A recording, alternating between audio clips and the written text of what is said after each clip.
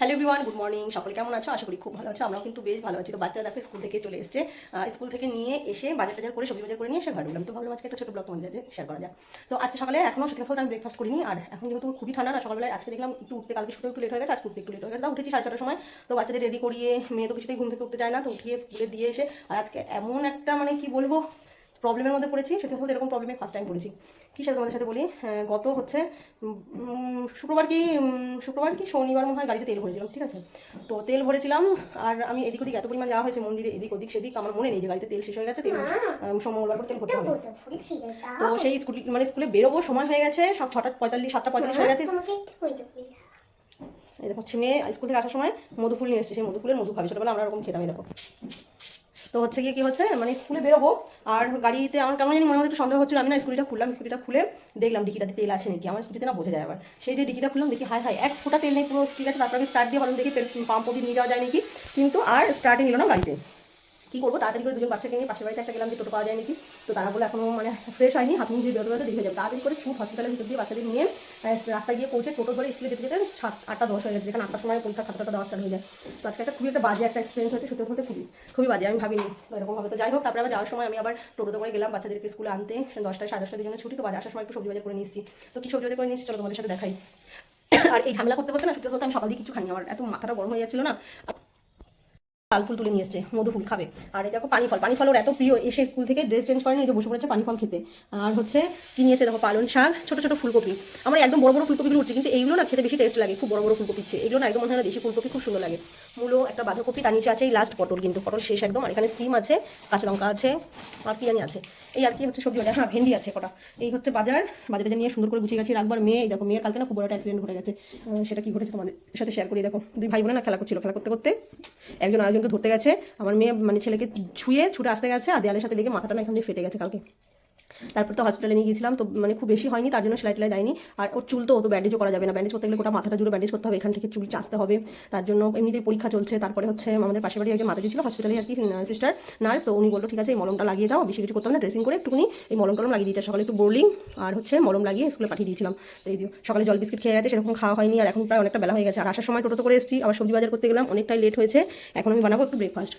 সকালে হচ্ছে কি বানাবো ভেবেছিলাম, আজকে সেই ইডলি বানাবো, ধোসা বানাবো ভেবেছিলাম, কিন্তু এই বাচ্চাদের এইসবে না মানে হয়নি, মানে মাথা দিয়েই চলে গেছে। আর মানে শুধু হলে বাচ্চাদের এই স্কুলের আজকে মানে এমন একটা বাছে হয়েছে না, মানে গাড়িতে তেল শেষ হয়ে গেছে। আবার এখন যখন ছেলে মেয়েকে স্কুল আনতে গেলাম, তখন আমি একটু বোতল নিয়ে গেছি, বোতল আবার 1 লিটার তেল নিয়ে আসলাম। বললাম দেখি কাল পরশু যদি কৃষ্ণনগরে যাই, কৃষ্ণনগর থেকে ফুল ট্যাঙ্ক করে নিয়ে আসবো। খুবই অসুবিধার মধ্যে পড়েছিলাম। তো যাই হোক, এখানে দেখো আমি এখানে একটা টমেটোর মশলা করে গিয়েছিলাম, এটা পেস্ট করবো, ঠিক আছে। এর মধ্যে সরষে, জিরে, শুকনো লঙ্কা, কারি পাতা দিয়ে একটা পেস্ট করে, মানে টমেটো মানে একটা শুকনো ভাজা টাইপের করেছে, এটা দিয়ে একটা শুকনো চাটনি হবে। আর এখানে খানিকটা ডাল চাল মানে কালকে রাতে ভিজিয়ে রেখেছিলাম, সেটা বেটে রেখেছিলাম। এর মধ্যে আছে এটা দিয়ে একটু বড়া করবো, আর এর মধ্যে একটু ধোসা করবো, তার জন্য এরকম রেখেছি। চলো তাড়াতাড়ি করে কিছুটা বানাই, তারপর তোমাদের মাঝে শেয়ার করছি। আমার খুব খিদে পেয়েছে, আমারও খাওয়া হয়নি এই সময় ঝামেলা, আর বাচ্চাদেরও কিন্তু খাওয়া হয়নি। তো এদিকে সবজি টবজি গোছাতে হবে, আর মানে খাওয়া দাওয়া কমপ্লিট করতে হবে। কালকে রাতে রুটি করেছিলাম, তার জন্য আমার মনে নেই যে ভাতের কথা, রুটি করেছিলাম। সেই ভাত দেখো এখন ঠান্ডা পড়েছে, তো ভাতগুলো খুবই সুন্দর থেকে যায়। কতটা ভাত রয়ে গেছে, তো ভাবছি অল্প করে বাচ্চাদের জন্য রান্না করবো, আমি এটা গরম করে তাহলে খেয়ে নেবো। তো চলো কিছুটা বানিয়ে নিই খাওয়া দাওয়ার। আর এদিকে নিচে সবজিগুলো রেখেছি, এগুলো হচ্ছে গোছাতে হবে। আবার আজকে অনেক জামা কাপড় আমার কাঁচা রয়েছে, জানি না কীভাবে কাচবো। সেটা বলতে না, সকালে শুটা যদি ভালো না হয়, আমার হয় সারা দিনটা খারাপ যায়। চলো একটুখানি বানিয়ে নিই, কারণ অনেকদিন ধোসা বানাইনি, জানি না ধোসা কেমন হবে, বানাই তারপর তোমাদের সাথে শেয়ার করছি। চলো। আর এর মধ্যে কিন্তু জিরে, আদা, কাঁচা লঙ্কা, হিং, কারি পাতা, ধনিয়া পাতা, তারপরে হচ্ছে কি গোটা জিরে, লবণ সমস্ত কিছু কিন্তু দিয়ে মাখিয়ে নিয়েছি। এবার এটা দিয়ে কিছুটা বড়া বানিয়ে নেবো, ঠিক আছে। আর আজকে না সাম্বার টাম্বার বাড়াইনি, দেরি হয়ে গেছে, তাই ভাবলাম চাটনি দিয়ে তাড়াতাড়ি করে খেয়ে নিই। খুব খিদে পেয়েছে একটু, আর আজকে না শুকনো সাথে ব্যাটারটা একটু পাতলা হয়ে গেছে। চলো তাড়াতাড়ি করে বানিয়ে নিই। তো বন্ধুরা দেখো, এখানে কিন্তু ছোট ছোট বড়া আমি ভেজে নিয়েছি, ঠিক আছে। আর অ্যাকচুয়ালি না ফোনের মধ্যে চার্জ খুব কম, তো ভাবলাম আবার চার্জ বসাবো, তো বানাচ্ছি যখন তোমাদের মাঝে একটু শেয়ার করি। আর এখানে হচ্ছে এই ধোসা, ইডলি এইসব বানাতে গেলে না কিচেনে সত্যি কথা বলতে ব্যান্ড বেজে যায়, সিরিয়াসলি বলছি। দেখো এখানে কি অবস্থা, পরিমাণ ছড়িয়ে গেছে। তো যাই হোক, এই যে গরম গরম বড়া, এগুলো কিন্তু ছোট মেন্দু বানিয়েছি, ছোট ছোট বড়া বানিয়েছি এগুলোতে, কারণ আজকে ব্যাটারটা একটু পাতলা হয়ে গেছিলো, তো সেই কারণে। তো যে মেন্দু বড়ার যে শেপটা না, সেটা আসছিল না, একটা আমি করতে গিয়েছিলাম, ভালো হয়নি। তো যাই হোক, তারপরে এরকম ছোটো ছোটো বড়া বানিয়ে নিয়েছি। আর এখানে দেখো চাটনিটা বানিয়ে নিয়েছি, চাটনিটা না যে খেতে যা লাগে না কি বলবো, টমেটো, সরষে, তারপর হচ্ছে লঙ্কা, আদা আর জিরে, মানে হেভি লাগে, হেভি। কারি পাতা, ধনিয়া পাতা, এর ফ্লেভারটা যে আসে, একটু পুদিনা পাতা দিলে তো আরও টেস্ট, ওয়াও একদম। একটু বাদাম দিতে হতো, বাদাম দিতে ভুলে গেছি, একটু ছোলার ডাল। তো যাই হোক, ধোসা অলরেডি দুটো বানিয়ে নিয়েছি। এটা একটু সফট ধোসা বানিয়েছি আমার মেয়ের জন্য, এটা একটু পাপড়ের মতন। আওয়াজটা শোনো, আওয়াজ শুনতে পাচ্ছ কতটা ক্রিস্পি হয়েছে। আর এখানে আরেক প্লেট বড়া কিন্তু ভাজা হচ্ছে। বাবা তাড়াতাড়ি রেডি হয়ে যাও, খেতে হবে তো। তোমার জন্য স্পেশাল চাটনি বানিয়েছি, যেটা মায়ের তুমি খেতে খুব পছন্দ করো ধোসার সাথে, সেটা বানিয়েছি, একটা সাম্বার বানাইনি। যেদিনটা ইডলি বানাবো সেদিন মানে বানাবো। আমি না মনে দিয়েছিলাম তখন 1 কেজি মানে বিউলি কলাই, যেটা তোমার কি বলে ওটাকে, কলাই ডাল, বিউলি ডাল। আর এখানে দেখো বড়াগুলো সুন্দর করে ভেজে নিয়েছি, আর ধোসা বেশ অনেক কটাই বানানো হয়ে গেছে। এই ধোসাটা একটু পাতলা করে দিলাম, কেননা হচ্ছে এটা আমার মেয়ে খাবে। আর এই যে একটা ধোসা আমি বসিয়ে দিয়ে চলে এসলাম বাচ্চাদের কাছে একটু খেতে, কেননা ধোসাটা গরম গরমই খেতে বেশ টেস্ট লাগে, আর এতটা ক্রিস্পি হয়েছে না, খেতে বেশ ভালো লাগে। চাটনি তো আমি দেখছি খেতে এসে চাটনি তো শেষ হয়ে গেছে, তো বাবাইকে পাঠালাম আবার চাটনি আনতে একটু রান্না করে। তো আমিও ভাবলাম একটু আমি খেয়ে নিই, যখন এসেছি গরম গরম ধোসাটা খেতে না বেশ ভালো হয়েছে। আর সত্যি কথা বলতে আজকে মনেই হয়নি যে চাটনি নেই, সাম্বার নেই, চাটনি আছে খালি, আর হচ্ছে মশলা নেই। আলুর ধোসাটা না, মশলা ধোসাটা আমার খুব প্রিয়। তো যাই হোক, আরেকদিন যদি বানাই না তোমাদের সাথে ভুল রেসিপি আমি শেয়ার করবো। আর এখানে ধোসাটা একটু নরম করে করেছে আমার মেয়ের জন্য, মেয়ে খুব একদম শক্ত ধোসা আর ভালো লাগে না। তো চলো তোমাদের এখানে একটা ফুল ধোসাটা ভিডিও আমি তোমাদের সাথে শেয়ার করি। এই দেখো প্যানের মধ্যে কিন্তু এটা যেহেতু ফ্রাইং প্যান, আর এটা কিন্তু ধোসা প্যান, ঠিক আছে। আর এই প্যানটা আমি ধোসা খেতে এত ভালোবাসি দেখে আমার হাজব্যান্ড কিন্তু আমার জন্য কিনে দিয়েছিল। ধোসার এই প্যানটা যে কোনো তোমরা মলে টলে পেয়ে যাবে।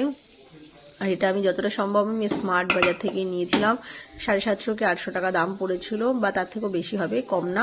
যাই হোক, এটা যতটা সম্ভব হচ্ছে বাজাজের হবে বা হচ্ছে প্রেস্টিজের হবে। তো যাই হোক, এই প্যানটা না আমি বেশ সুন্দর ধোসা হয় তাতে পুরো একদম নিচে কিন্তু কোনো রকমের কোনো কিছু তেল দিইনি, কিছু না, লো ফ্লেমে রেখে দিয়েছিলাম। তারপরে কিন্তু ধোসার ব্যাটারটা দিয়ে হালকা হাতে ঘোরাতে হবে, না হলে যে তাওয়া গরম থাকে সেই তাওয়ার সাথে চামচ লেগে গেলে কিন্তু ধোসার জলটা বেঁধে উঠে যাবে, লাগবে না তাওয়াতে। তো সুন্দরভাবে আমি পাতলা করে কিন্তু একদম পেপার ধোসার মতন সারা মানে ধোসাটাকে মানে পুরোটা ছড়িয়ে দিয়েছি। তারপরে আমি যে চাটনি বানিয়েছি সেই চাটনিটা একটু দিয়ে উপর থেকে একটু হোয়াইট পেপার মানে সাদা গোলমরিচের একটু গুঁড়ো আমি দিয়ে দিলাম, একটু সামান্য লবণ।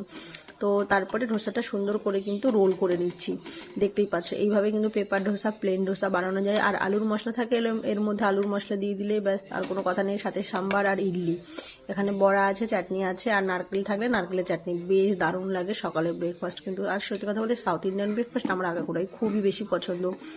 আর এখানে দেখো ছোট ছোট বড়া দিয়ে দিলাম দুটো। আর বড়াগুলো না আজকে বড়ার ব্যাটারটা একটু পাতলা হয়ে যাওয়ার কারণে কিন্তু বড়াগুলো মেন্দু বড়া হয়নি। তো এই যে প্লেট রেডি হয়ে গেল, এবার চলো খাওয়া দাওয়া কমপ্লিট করে নিই। ভিডিও কেমন লাগলো তোমাদের অবশ্যই কমেন্টে জানিও, ভালো লাগলে একটা করে লাইক করে দিও, আর পেজটা ফলো না করলে ফলো করে নিও, আর ইউটিউব দিয়ে দেখলে আমার চ্যানেলটা সাবস্ক্রাইব